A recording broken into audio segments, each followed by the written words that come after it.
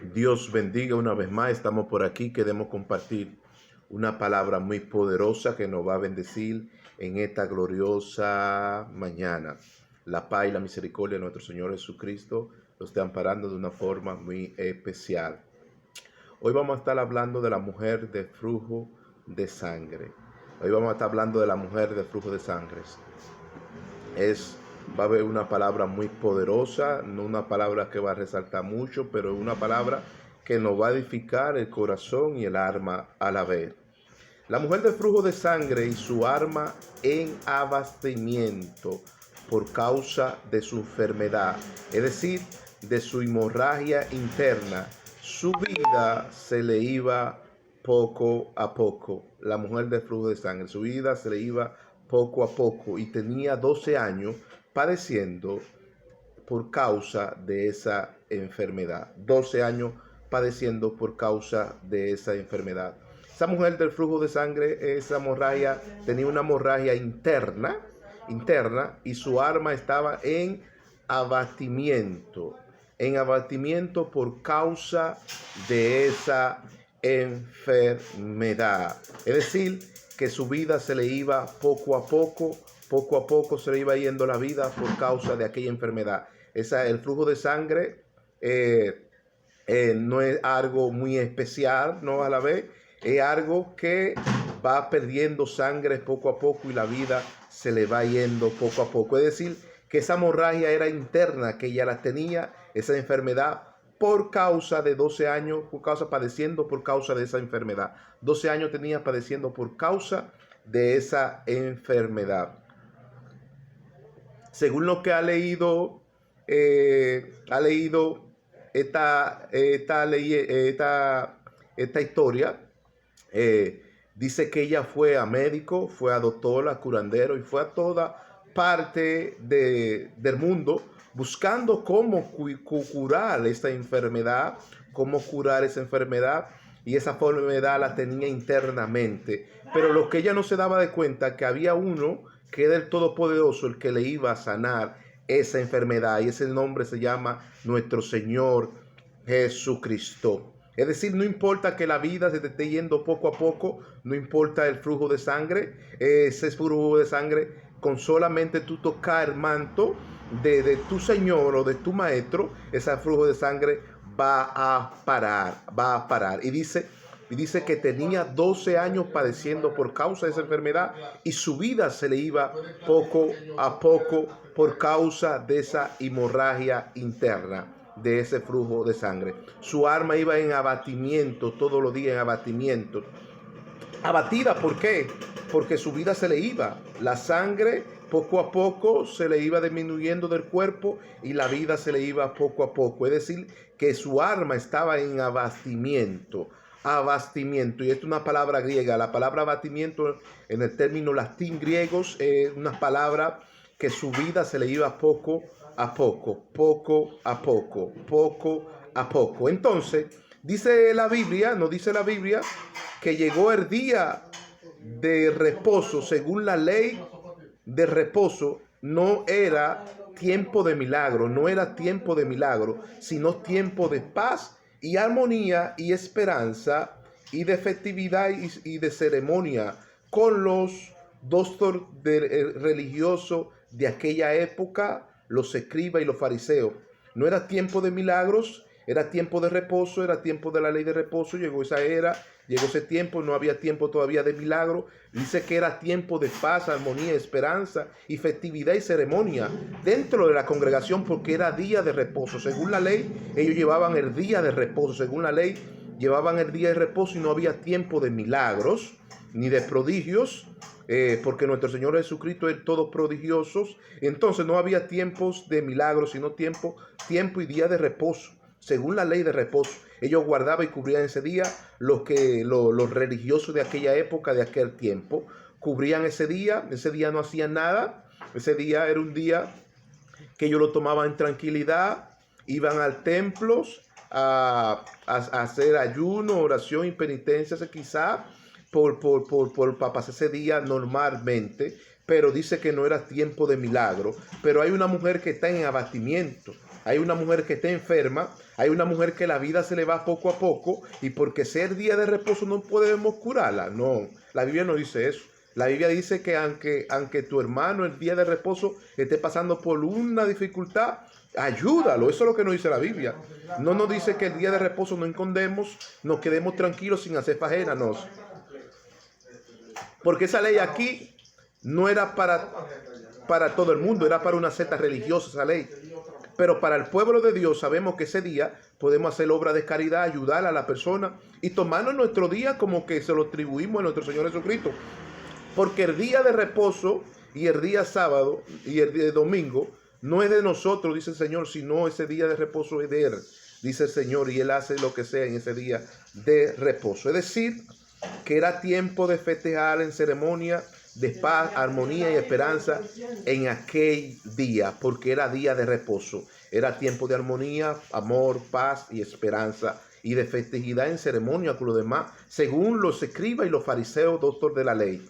Dicen que ellos eran los principales en la sinagoga, y en ese día no podía haber ni milagro. Pero vemos una mujer que está en abatimiento, una mujer que está enferma, que tiene una hemorragia interna y su vida se le iba poco a poco. Dice que padecía por 12 años de esa enfermedad, dice la Biblia, y dice que los escribas y fariseos, los principales de la sinagoga, nos dice la Biblia, que ellos no querían que Jesús haga milagro ese día. Y dice que no eran tiempo de milagros, sino tiempo de paz, armonía y esperanza, festividad y ceremonia. Porque los escribas fariseos, principales de la ley, no querían que se haga milagro ese día. Entonces, y no podía hacer milagro ese día Jesús. ¿Por qué? Porque era tiempo del día de reposo, según la ley de reposo, que ellos llevaban ritualmente como algo místico en la vida de ellos. Entonces, y de entrar al día de reposo, según las costumbres de ese día de descanso, no se hace nada. Ellos no hacen nada ese día de descanso, dice, y entraron ellos el día de reposo, según su costumbre. En ese día descansaron, ese día de descanso entraron ellos, dice, no se hace nada, ni ellos ni su familia, se le dedican al Señor solamente, ellos se lo dedican ese día al Señor solamente, y no hacen nada, esos escribas y esos fariseos, esos principales de la ley. No hacen nada y se lo dedican al Señor solamente ese día de reposo. ¿Por qué? Porque era según la tradición y la costumbre de aquella secta religiosa. Pero Jesús supo tratar con todo ello, supo lidiar con todo ello, y nos dice que ese día de reposo debemos ser luz de esperanza. El Señor nos dice que ese día de reposo debemos de ser luz de esperanza.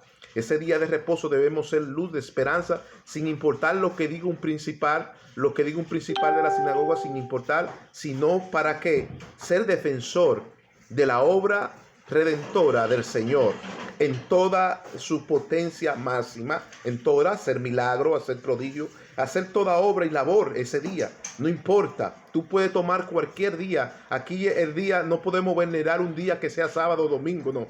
Aquí tomamos cualquier día. Los días no se veneran porque el dueño del día sábado y del domingo es el Señor. Lo dice la Biblia. Entonces, ese día de reposo, nosotros debemos de ser luz de esperanza, no con una persona, sino con todo, y que la obra del Redentor se vea poco a poco en nosotros y lo demás, y brindar la mano amiga al desesperanzado, al huérfano y al necesitado, también y al necesitado. Ese día debemos de ser, ¿qué? Luz de esperanza. ¿Para qué? ¿Para nosotros nada más? No, para todo, nos dice, para todo, y no para más, nada más para una sola persona, sino para todo. Y dice, y que la obra del Redentor se vea poco a poco en nosotros y en los demás, y brindándoles la mano amiga a los desesperanzados, al huérfano y al necesitado. Porque a eso es que nos llama el Señor. No importa que sea cualquier día de reposo, no importa, no. El Señor en cualquier día de la semana no entra a su reposo, no entra a su descanso, y nosotros no tenemos que fatigarnos por nada más de eso. No, tenemos que cumplir con la ley del Señor. No guardarlos como algo místico, de ritual que se hacen aquellas setas de aquella época, no. Tomar cualquier día de la semana, porque el dueño de los días es el Señor, y el Señor santifica cualquier día. Aquí no tenemos día para veneradarlo, no. El Señor santifica cualquier día, cualquier día. Entonces ese día debemos brindarle la mano amiga al desesperanzado, al huérfano y al necesitado. ¿Cuál día? El día de reposo podemos brindarle la mano. Para eso que nos llama el Señor. Y la obra del Redentor se ve poco a poco en nosotros, y en lo demás se va a ir poco a poco. Ese día nosotros debemos ser una luz de esperanza, no para una sola persona, sino para todo, y que la obra del Redentor se vea poco a poco en nosotros y en lo demás, y brindarle la mano amiga al desesperanzado, al huérfano y al necesitado, que a eso que nos llama el Señor. Es decir, esta mujer viuda que está su alma en abastimiento, que su vida se le va poco a poco, que tiene una enfermedad, una hemorragia interna, y su vida se le va poco a poco. Esa enfermedad, por causa de 12 años, iba padeciendo esa enfermedad. No podemos entender la mano amiga sobre esa mujer viuda que tiene su alma en abatimiento. Claro que sí, podemos entender la mano amiga sobre esa mujer viuda que está en abatimiento. Entonces, nos dice la Biblia que había un principal en la sinagoga llamado Jairo, que tenía una cuestión con Jesús. ¿Cuál era esa cuestión que tenía con Jesús? Jairo, el principal de la sinagoga. ¿Cuál era esa cuestión que tenías con Jesús? Nos dice que el día de reposo no es para hacer milagro. Le dice que el día de reposo no es para hacer milagro, y tenía esa cuestión con Jesús. Jairo, un principal de la sinagoga, un líder religioso,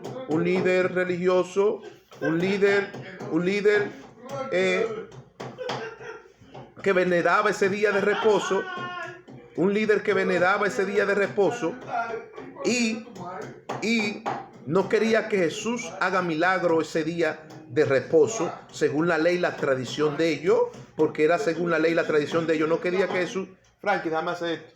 No quería que Jesús haga milagro, según la ley, la tradición de ellos. Y esta mujer con una alma en abatimiento, Jairo se oponía que haga milagro. Y dice la escritura que este religioso principal de la sinagoga tenía esta cuestión con Jesús. Tenía esta cuestión, dice la Biblia.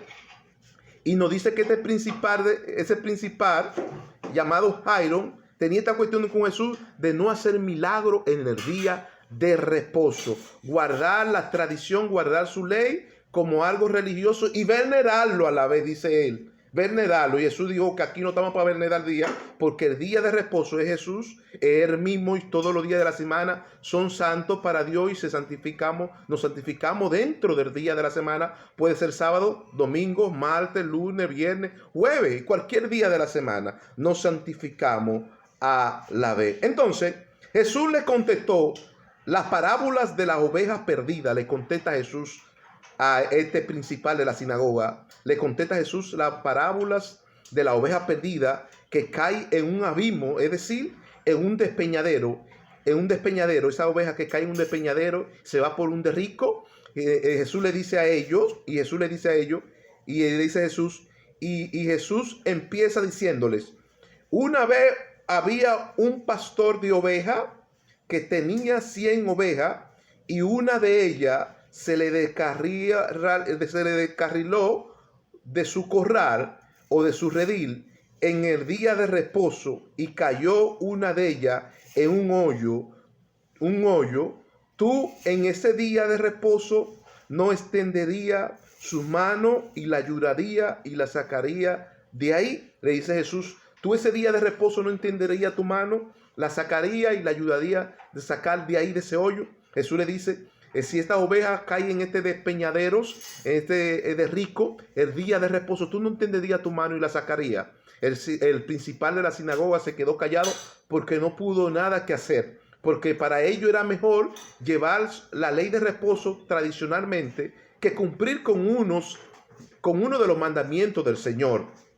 Y el mandamiento del Señor está en amar a Dios con toda tu personalidad, a amar al prójimo también como a ti mismos. Ahí está la ley de Dios. El prójimo.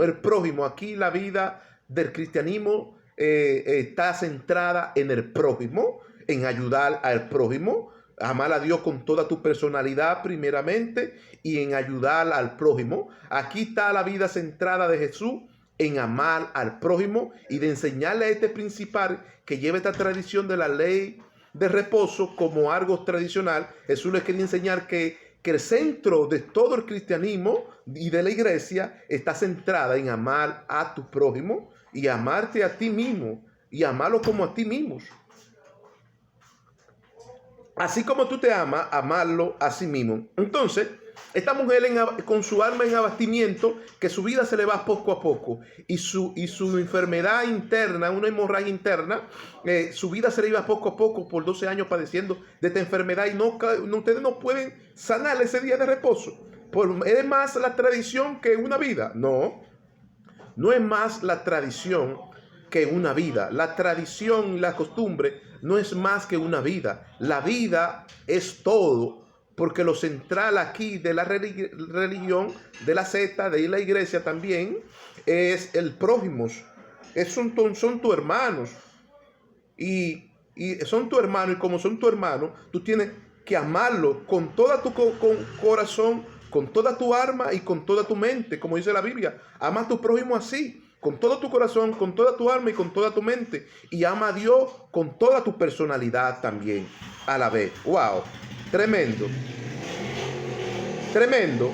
Jesús le dice a ellos, en esa cuestión Jesús le dice al principal de la sinagoga, en esa cuestión, le dice: si uno de la oveja de ese pastor se descarrila del corral o del redil ese día de reposo y cae en un pañadero, tú no extiendes tu mano a tomarla, a cogerla. Claro que sí, para ayudarla, para que no venga a morirse, porque ahí es que está el centro, no venga a morirse esa oveja perdida. Y Jesús le contesta a él: ¿tú no lo ayudas día? ¿Tú no le ayudas día ese día de reposo? Se quedó callado y no pudo decir nada porque ellos guardaban su tradición. Pero lo que Jesús le estaba diciendo era la verdad. Era la verdad, y la verdad duele. Era la verdad que Jesús le estaba diciendo. Y la verdad duele. ¿Por qué? Porque la verdad opaca la mentira. Entonces, él sabía que lo que Jesús estaba diciendo era verdad.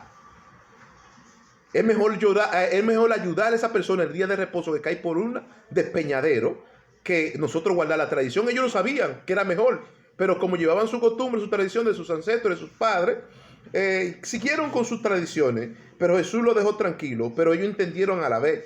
Y dice: ¿y cuánto más es la voluntad de nuestros padres que estás en los cielos, salvar a uno de estos pequeñitos y limpiarlo, y regocijarse todo.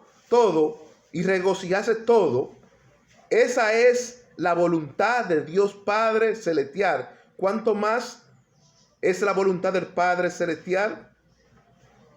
Del Padre Celestial salvar uno de estos pequeñitos y limpiarlo en el día de reposo. ¿Cuánto más? Limpiarlo en el día de reposo y regocijarse todo. ¿Cuánto más?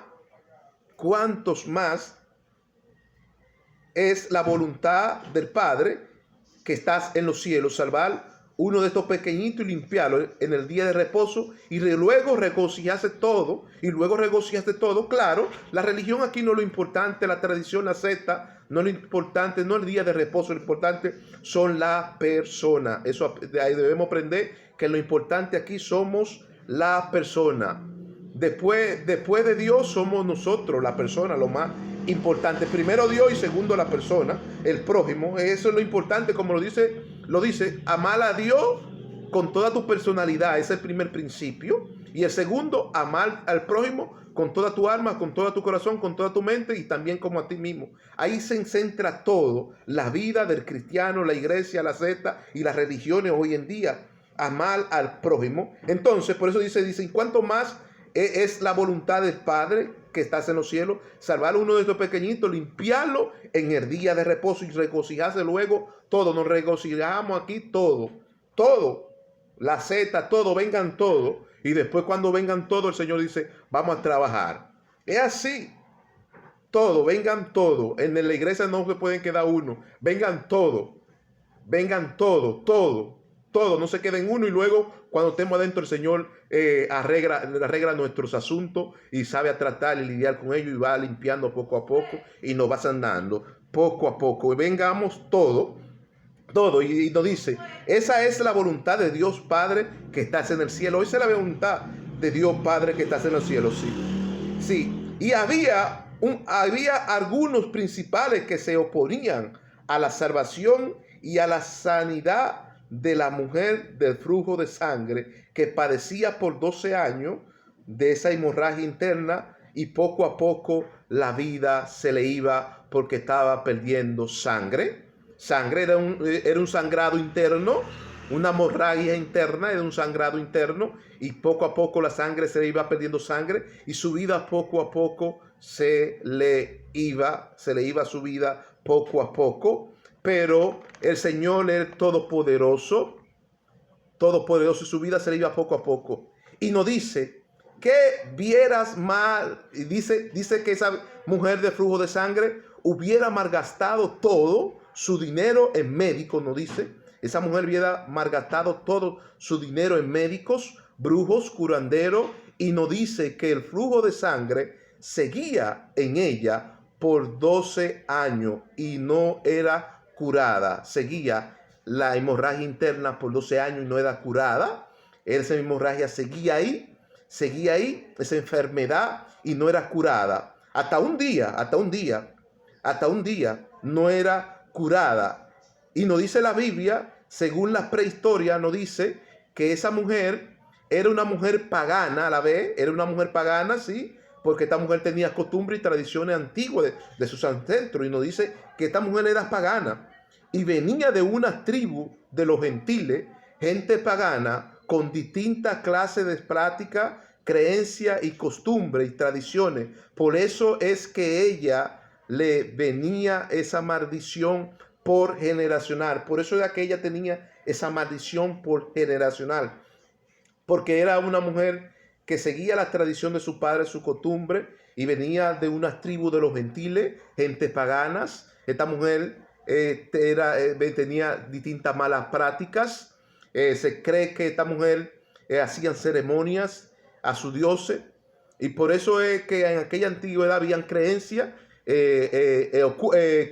no de Dios, sino tenían sus mitos tradicionales de sus padres, de sus ancestros que ellos adoraban, y por eso se cree que a esta mujer le vino esa maldición por generacional. Ese flujo de sangre no se le paraba. Se cree que esa maldición le vino por el pecado y por adorar sus dioses.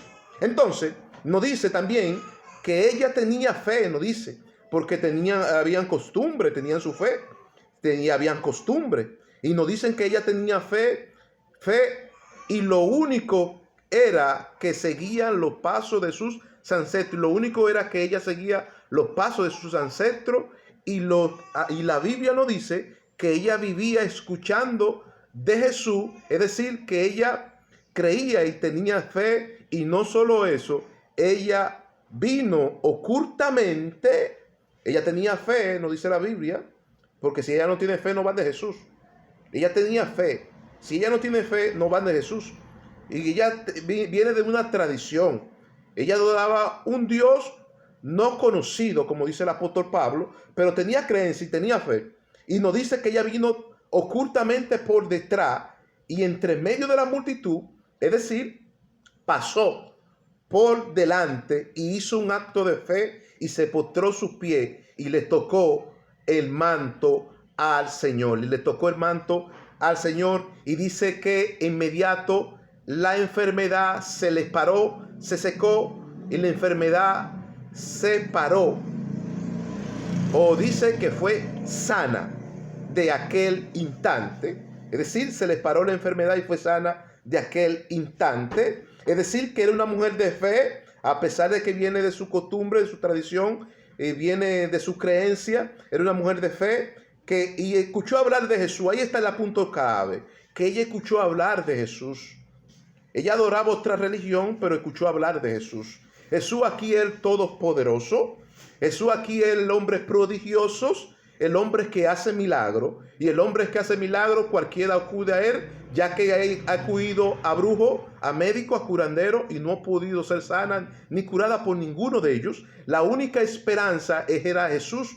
Por eso es que nosotros debemos ser luz de esperanza para esas personas que ya están tan desahuciados por los médicos y por el pueblo y las comunidades. Y esa gente que están desahuciados, debemos de ser luz de esperanza, brindarle a Jesús como el prodigioso, el que hace milagros. Es decir, ella tenía fe porque acudió a Jesús. Su única oportunidad, su única esperanza era Jesús. Acudió a Jesús y dice que hizo el acto de fe, se postró y tocó el manto, y pasó por delante y tocó el manto de Jesús. Entre medio de la multitud pasó por delante y tocó el manto. Y dice que tenía fe ella y escuchó hablar de Jesús. Ocultamente fue por detrás y tocó el manto, pero hay algo especial ahí hay algo especial. Tocar el manto no era algo normal solamente, había algo especial. Ocultamente por detrás tocó el manto y se quedó secretamente oculta sin que nadie la reconociera. Pero aquí viene Pedro y Jesús le dice a Pedro: alguien me ha tocado, alguien me ha tocado. Y Pedro dice: maestro, pero es que todo te apretamos, todo te tocamos. Y maestro dice: no, alguien me ha tocado, alguien con fe me ha tocado, alguien ha sacado algo de mi cuerpo, de mi alma. Alguien con ese toque ha sacado algo de mi alma. Virtud y poder salió de mi alma. El que me tocó hizo que se desprenda virtud y poder de mi alma. Y no fue algo normal, porque esta mujer tocó con fe. Por eso yo digo que esta mujer tenía fe a pesar de su creencia y su costumbre, porque escuchó hablar de Jesús, la única esperanza, la única oportunidad. Por eso debemos ser luz de esperanza a las demás personas que están enfermos y están desahuciados. Y dice la Escritura que a tocar el manto se detuvo algo, y nos dice que poder y virtud se desprendió del cuerpo de Cristo. Es decir, ese toque no era algo normal, fue con un toque con fe, fue un toque con fe, y poder y virtud se desprendió del cuerpo de Jesús. Y Jesús le dijo: ¿quién me ha tocado? ¿Quién me ha tocado? Y Pedro le contesta diciendo: maestro, todos te apretamos, Señor, todos te tocamos, todos te tocamos. No es algo no, porque algo ha salido de mí, dice Jesús. Algo ha salido de mí, algo se ha desprendido de mí. Le dice Jesús: el que me tocó con fe, porque algo se ha desprendido de mí, algo ha salido de mí. Poder y virtud ha salido de mí. Me siento ahora mismo débil, dice Jesús. Me siento débil porque algo ha salido de mí. El que me tocó con fe. Y ella se quedó ocultamente y secretamente, porque ella fue por detrás a tocarla. Ella fue cuidadosamente a tocarla. Algo ha salido de mí, algo. Se desprendió poder y virtud de Jesús, y Jesús quedó divalido. Jesús, ¿por qué? Porque sintió el toque de esa mujer, que fue con fe y fue con fuerza. Fue con fe y fue con fuerza, y el Señor la fortaleció en su fuerza. Y dice que al instante, y Jesús le dice a la mujer: tu fe te ha sanado. Y Jesús le dice: ve a la mujer ocultamente por detrás. Y Jesús ve a la mujer ocultamente por detrás. Jesús la ve a la mujer ocultamente por detrás y le dice: ten ánimos, ten ánimo. Jesús ve a la mujer ocultamente, la ve Jesús ocultamente a la mujer por detrás, y Jesús ya sabe que fue él. Esa es la señal, que Jesús ya sabe que fue ella, que recibió el milagro, recibió ese toque especial de parte de Dios. Y Jesús la ve por detrás y le dice: mujer, ten ánimos, mujer, ten ánimo. Jesús le dice: mujer, ten ánimos, mujer, no te desanime, ten ánimo, tu fe te ha salvado y te ha sanado. Y en aquella hora fue salva y curada de aquella mala enfermedad. Y Jesús le dijo: vete en paz, mujer, ahora vete en paz, porque has sido sana. Wow, tremendos, tremendo. Cuando Jesús ve a la mujer por detrás, Jesús la ve que está detrás de la mujer, ya Jesús ya se da cuenta que fue ella que la tocó, especialmente la tocó, y le dice: mujer, ten ánimo, mujer, no te desanime, tu fe te ha salvado, tu fe te ha sanado. Y dice, y que en aquella hora fue ella, la mujer, salva y curada de aquella azote, de aquella enfermedad y de aquel mal. Y Jesús le dice a la mujer: mujer, vete ahora en paz.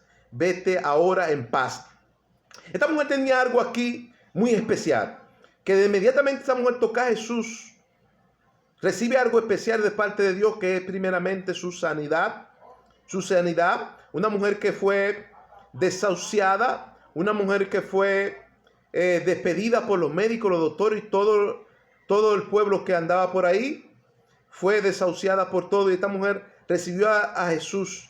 Y dice que ese era un tormento que ella tenía de por vida. Esa mujer tenía un tormento de por vida. Y cuando fue sanada por medio de Jesús, este hombre es prodigioso, este hombre es milagroso, este hombre que tiene algo especial que Dios se lo ha puesto a Jesús, cuando lo tocó fue sana.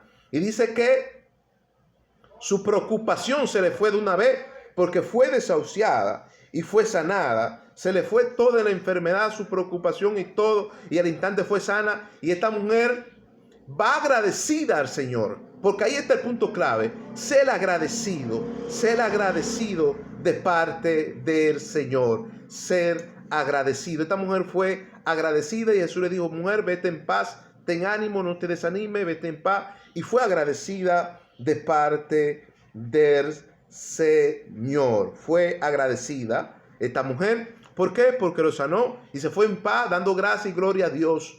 Gloria a Dios, porque el Dios Padre la había curado por medio de su Hijo amado, que era Jesús. El manto aquí simboliza el lavamiento de sus pecados. El manto tiene un misterio principal aquí. El toque del manto aquí tiene un misterio principal aquí, que simboliza el lavamiento de sus pecados por el agua, y la santificación por el agua, y de la santificación y de la purificación de su alma, ya que su alma estaba en abatimientos.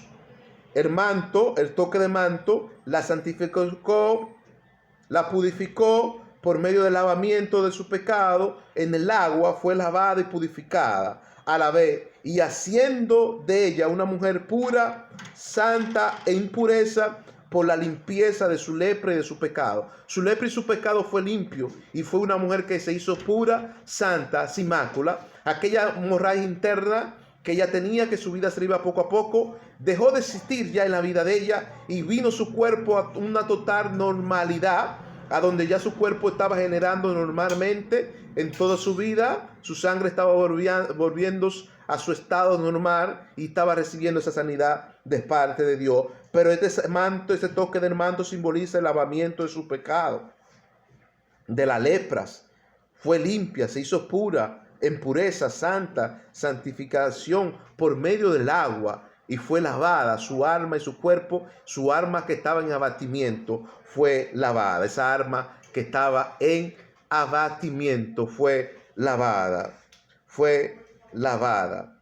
Fue lavada. Y es decir que generacionalmente esta mujer estaba bajo una maldición, y esa maldición la estaba consumiendo poco a poco, porque su vida se le iba poco a poco. Esta maldición la estaba consumiendo poco a poco la estaba consumiendo esta maldición generacional. Y de que Jesús llegó a la vida de ella y ella lo tocó, fue lavada de sus pecados. Su alma en abatimiento fue sanada, y su dolor, su insomnia que tenía en su mente, ese tormento se le fue, porque fue lavada de su pecado. El manto es limpieza y pureza. El toque de manto simboliza limpieza y pureza a una vida nueva, llena de paz, amor, armonía y dignidad, fe, gozo y prosperidad a la vez. ¡Wow! Para esa mujer y para todo que viene con sus pecados y lepras, para ella, esa mujer, y para todo que viene con su pecado y lepras. Jesús lo limpia, lo prospera, le da gozo, fe, amor, armonía, dignidad, y lo hace una vida nueva. Y lo limpia y lo pone puro y lo hace santo. Wow, tremendo. Por eso es que el toque de manto aquí simboliza limpieza, pureza, y lo lleva a una vida nueva, llena de paz, amor, armonía y dignidad, fe y gozo y prosperidad. Y todo aquella mujer y aquellos que tienen ese flujo, que tienen esa enfermedad, que puede ser algo espiritual a la vez, puede ser algo espiritual, que tiene esa enfermedad, Dios lo sana y lo prospera a todo, a todo, a todo. Y terminamos con este texto bíblico aquí. Nos dice que la justicia de Dios es nuestra misericordia y que nos sana y nos salva y nos da vida siempre delante de su presencia. Wow. La justicia de Dios es nuestra misericordia. La justicia de Dios es nuestra misericordia que nos sana y nos salva y nos da vida nueva siempre delante de la presencia de nuestro Señor. ¿Por qué la justicia de Dios es nuestra misericordia? Porque en ella confiamos, en ellas creemos y ellas refrena el furor de la ira de Dios en nuestra vida. Y nos sana, nos salva y nos da vida nueva siempre delante de la presencia de Dios. La vida de Dios es nuestra misericordia que nos sana y nos salva. Dios le bendiga, Dios le guarde y la paz y la misericordia de nuestro Señor esté con ustedes.